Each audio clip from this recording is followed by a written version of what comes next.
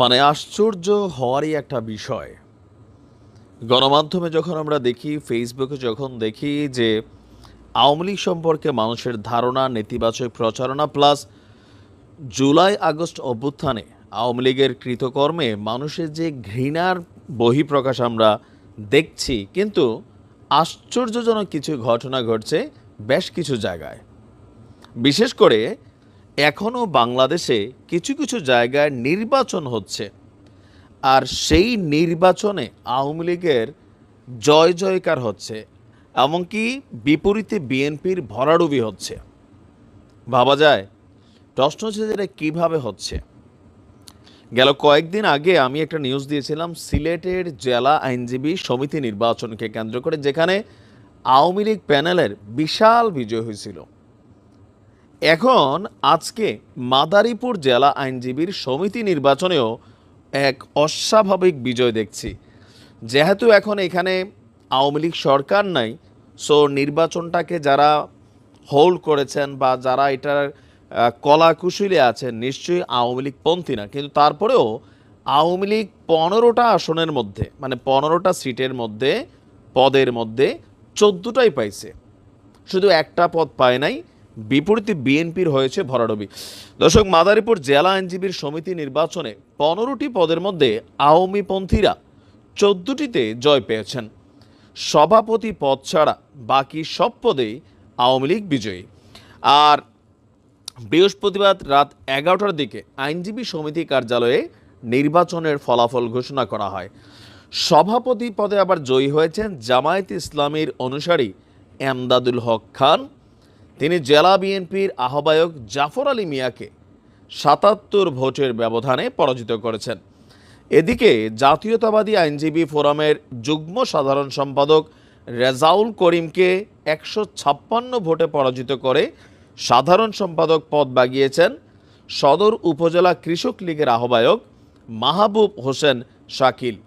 Senior সহসভাপতি পদে আনোয়ার হোসেন পেয়েছেন 130 ভোট, জালালুর রহমান পেয়েছেন 130 ভোট। তাদের নিকটতম প্রতিদ্বন্দ্বী পেয়েছেন 29 ভোট। নিয়ম অনুযায়ী প্রতিদ্বন্দ্বী দুজন প্রার্থীর ভোট সমান হওয়ায় পুনরায় গণনা অথবা লটারি করা হবে। আর বাকি পদগুলিও আপনার সবগুলোতে আওয়ামী লীগের নিরঙ্কুশ জয়। আর এটার পরেই একটা প্রশ্ন উঠে এসেছে যে আওয়ামী লীগের এই কি বলে যে জনপ্রিয়তা, অন্তত জেলা আইনজীবী সমিতি লেভেলে কিভাবে এতটা জনপ্রিয়তা। তো এ নিয়ে আমরা যদি একটু দেখি, এতগুলো পদ থাকতে সভাপতি পদটাতে কেন আওয়ামী লীগ বিজয়ী হইতে পারল না।